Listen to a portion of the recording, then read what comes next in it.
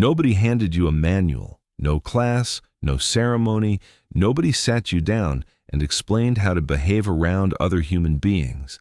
And yet, right now, you are following dozens of rules perfectly. Walk into an empty public restroom, and a man will choose an end urinal. Step into an elevator with a stranger, and you both turn to face the door, though there's nothing to look at. Get on an empty bus, and you will sit by the window, usually toward the back, almost never in the exact middle. Nobody enforces any of this. No fine, no authority watching. But something inside you knows, and the same something runs inside 8 billion people who never met you. In 1976, 3 psychologists tested whether personal space was real or just preference. They measured how long it took men in a restroom to start urinating, depending on how close a stranger stood. Alone, roughly 4.9 seconds. With a stranger 1 urinal away, 6.2. Standing directly beside them, 8.4. And they finished faster. Those men were not deciding to be uncomfortable. Their bodies responded without asking permission. The rule was not in their heads. It was in their muscles. So the end urinal is not politeness. It is a buffer. And it explains the bus seat, the park bench, the waiting room chair. You are not choosing a seat. You are protecting a perimeter. In 2017, researchers asked almost 9,000 people across 42 countries how far they wanted a stranger to stand. The answers varied enormously. In Argentina, under 3 feet. In Romania and Hungary, more than 4. Colder countries wanted more distance. The number changes, but every culture had one. Not one society on earth was found where distance from strangers carries no meaning. The rule is universal. Only the setting is local. Now the elevator. The doors close and everyone rotates to face the same wall. Nobody speaks. Everyone finds something to look at that is not a face. A sociologist named Irving Goffman gave this a name: civil inattention. When you pass a stranger, you give them a brief look, just enough to acknowledge they are a person, then you look away. Goffman described it as dimming your headlights when a car approaches.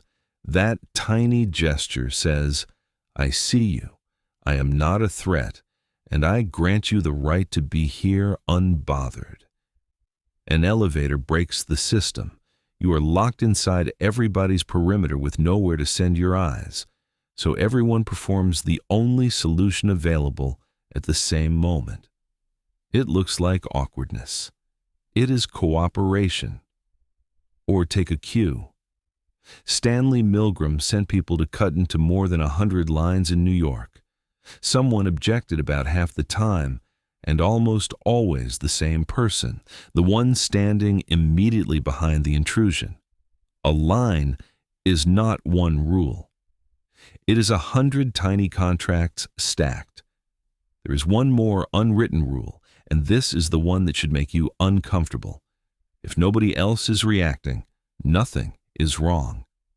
In 1968, 2 researchers put a person alone in a room with a questionnaire, then pumped smoke through a vent. Real smoke, enough to make it hard to see. 75% got up and reported it. Then they ran it again, with 2 other people in the room told to notice the smoke, shrug, and keep writing. Reporting dropped to 10%. 90% sat in a room filling with smoke, rubbing their eyes, waving it off their papers, and said nothing. Because 2 strangers were calm, and calm is contagious, and nobody wants to be the one who overreacted. Psychologists call this pluralistic ignorance. Everyone is privately worried. Everyone assumes they're the only one. So everyone looks around for confirmation, finds a room doing the same, and reads that as proof everything is fine. It is the same instinct that turned you toward the elevator door. Watch the room. Match the room. Do not be the strange one. That instinct built human society. It lets millions of strangers share a city without negotiating every interaction. Almost all of it is invisible, and almost all of it is generous. But it has a cost. Every so often, the room is wrong. Tomorrow, you will follow 40 rules nobody wrote. You will pick your seat, protect your perimeter, dim your lights for strangers, hold your place in line, all invisible, all automatic, all holding the day together. And somewhere in there, maybe once in a decade, you will be in a room where everyone is calm and something is quietly wrong. Your body will tell you, and every instinct you have will say, wait for someone else. Do not be the strange one. That is the moment the manual runs out. The rules nobody wrote are not laws. They are a very old agreement made by people who needed to trust strangers to survive, passed down through your nervous system, not your language. They are almost always right. Almost. And knowing the difference is the only part of this that was ever up to you.